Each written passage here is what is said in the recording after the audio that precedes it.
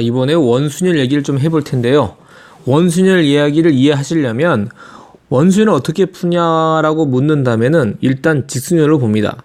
그러니까 직순열은 뭐냐면 그냥 일렬로 나열하는 게 직순열이라고 해요. 일반적으로 잘 쓰이지 않는 말이죠. 뭐 직선으로 된 순열이다 이런 얘기죠.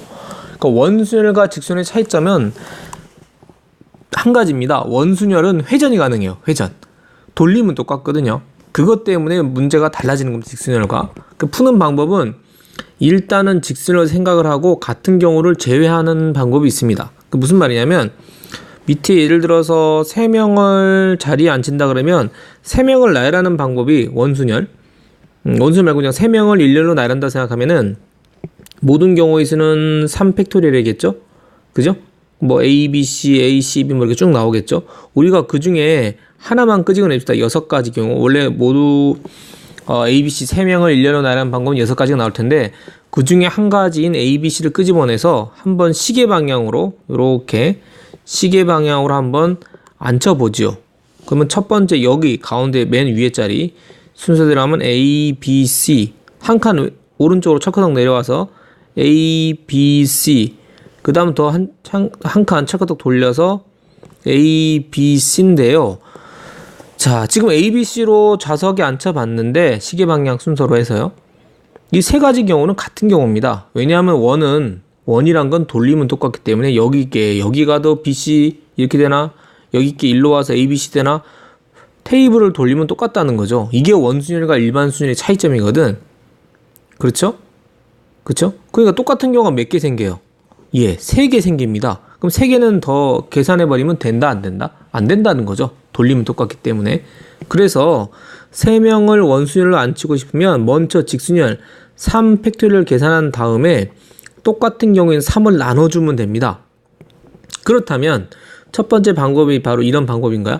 그렇다면 우리가 뭡니까? 원형에다가 n명 또는 n개를 일렬로 앉힌다. 일렬로 원형에 앉힌다 생각하면은 직렬로 먼저 생각하시죠. 직렬. 직순을 생각하면은 모든 경우의 수는 원이 아닌 경우는 n 팩토리얼이 되겠죠. 그런데 그럼 원에 이렇게 쓰면 뭐야? 이렇게 좌석에 n개가 생겨서 모든 경우의 수를 계산할 때 이걸 일단 뭐로 생각했다. 그렇죠? 딱 펼쳐서 직순열로 생각했다는 거죠. n 팩토리얼인데 차이점이 뭐냐? 이 처음 앉았던 애가 그 순서 그대로 지키면서 여기 오나 쭉 이렇게 앉힌다면 어디까지? 맨 끝에 앉는 경우는 모조리 같은 경우다. 같은 경우가 각각 몇 가지 나온다? n가지가 더 나온다. 원으로 앉히면 직순열에 비해서. 그래서 뭘로 나눠준다? n으로 나눠주자 이런 소리입니다. 그럼 뭐가 돼요 이게? n-1 팩토리얼이라고 우리가 생각할 수 있는 겁니다. 납득되십니까? 그죠? 이거 원순열을 이해하는 첫 번째 방법이 되겠습니다. 문제 풀 때도 이 방법이 쓰입니다. 그러니까 여러분이 뭐해서 먼저 직순을 생각해서요. 똑같은 경우 나눠주면 됩니다. 예를 들어서 뭐 이렇게만 나오면 문제 심심하죠. 예를 들어서 만약 뭐 n명 중에 뭐 예를 들어서 숫자로 할까요? 알기 쉽게 만약 10명 중에 4명을 뽑아서 순서대로 앉힌다 생각하자. 10명 중에 4명. 그죠? 그러면 우리가 일반적인 직순은 뭐야? 10 퍼뮤테이션 4 하면 되겠죠. 이거 문제 확장합시다. 10명 중에 4명의 대표를 선발해서 그죠? 원형 탁자에 앉히는 방법은 하면 이게 원순열로 바뀌는 거지. 어떻게 하면 되냐? 일단 직순열 하십시오. 뭐 10명 중에 4명을 뽑았어. 이게 직순열이죠? 근데 똑같은 경우가 뭐 생기냐면 한 가지 순서에 대해서 맨 처음 앉은 사람이 여기 앉든 다 똑같다는 거야. 그러니까 같은 경우가 각 경우에 대해서 4가지 생기니까 저 구한 경우 수를 4로 나눠줘야 된다는 겁니다. 이렇게 하면 원순열 문제가 해결되는 겁니다. 첫 번째 원순열을 바라보는 방법 아시겠습니까? 자, 아시겠죠? 두 번째는요. 도대체 원순열이 왜 문제냐? 이 녀석이 돌리면 똑같다는 게 문제다. 그럼 어떻게 하자? 일단 한 명 넣자 하는 거죠. 한 명. 그러니까 원이 있을 때 한 명을 앉히자는 거죠. 여기다가. 한 명 앉혀. 앉히고 나면 너 앉아.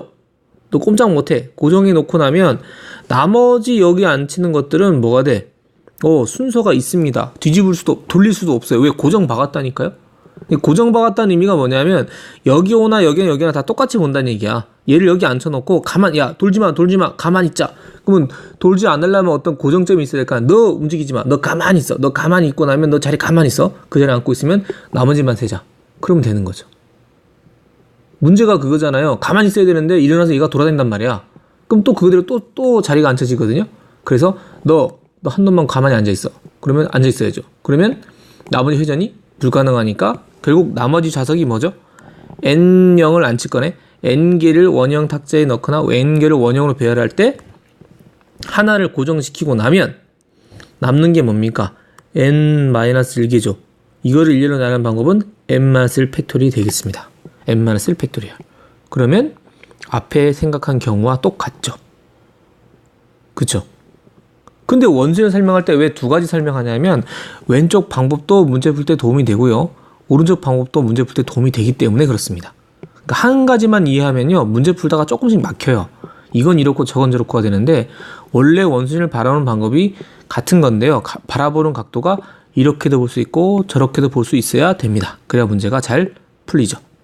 아시겠습니까? 제가 오늘 많이 떠들었더니 혀가 자꾸 꼬입니다. 이해하시기 바랍니다. 주말이다 보니까.